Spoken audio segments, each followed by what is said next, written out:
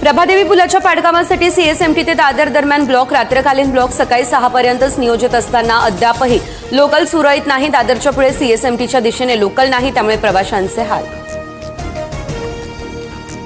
मध्य रेल्वेवरती ठाणे ते डोंबिवली दरम्यान सकाळी 10 पर्यंत मेगा ब्लॉक, 15 डब्यांच्या लोकलसाठी फलाट विस्ताराची कामं, काही लोकल रद्द तर काही लोकल फेऱ्या विलंबानं। बोंधू खरातचा मुलगा हर्षवर्धन नॉट रिचेबल असल्याची माहिती पोलिसांना न सांगता हर्षवर्धन खरात शहर सोडून गायब। दुसरीकडे खरातची पत्नीही फरार, पोलिसांकडून शोध सुरू। धर्मासाठी लढणाऱ्या लोकांनी बंदुकीचा परवाना घ्यावा। देशद्रोही हल्ला करण्यास आल्यास प्रत्येक घरात 5 बंदुका असायला हव्या। तेलंगणाचे आमदार टी राजा यांचं नांदेडमध्ये हे विधान।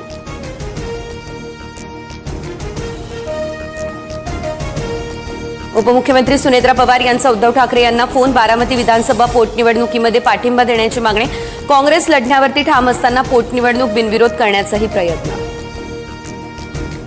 बारामती विधानसभा पोटनिवडणुकीसाठी उमेदवार देऊ नये, ठाकरेंच्या सेनेतील वरिष्ठ नेत्याची ही भूमिका। लवकरच अधिकृत भूमिका जाहीर करतील।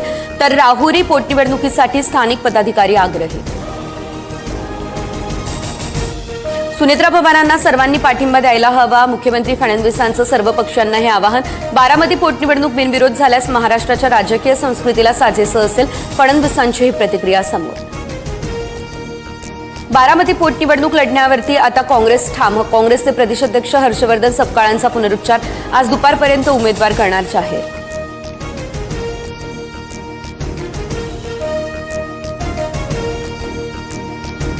निवडणूक लढण्याचा प्रत्येकाला अधिकार, विरोधकांना लढायचं असल्यास त्यांनी लढावं, जय पवार यांची प्रतिक्रिया।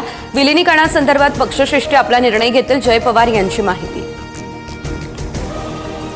पवारांच्या राष्ट्रवादीच्या जयंत पाटलांनी संजय राऊतांची भेट घेतली।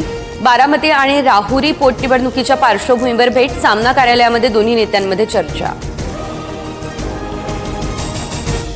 विधान परिषदेसाठी ठाकरेंकडून जे नाव येईल त्यासाठी सहकार्य करणार, अनौपचारिक गप्पांमध्ये शरद पवारांची भूमिका। माझ्या राज्यसभेच्या निवडीवेळी महाविकास आघाडीतील सर्व पक्षांनी मदत केल्याचाही केला उल्लेख।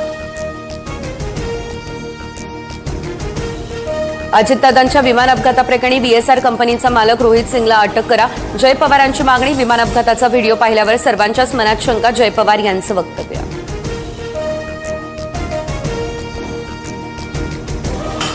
नाशिकच्या दिंडोरी या ठिकाणी कार विहिरीत कोसळून 9 जणांचा मृत्यू, मृतांमध्ये एकाच कुटुंबातील तब्बल 6 शाळकरी मुलांचा समावेश। मुख्यमंत्र्यांकडून चौकशीचे आदेश, मृतांच्या वारसांना 5 लाखांची मदत जाहीर।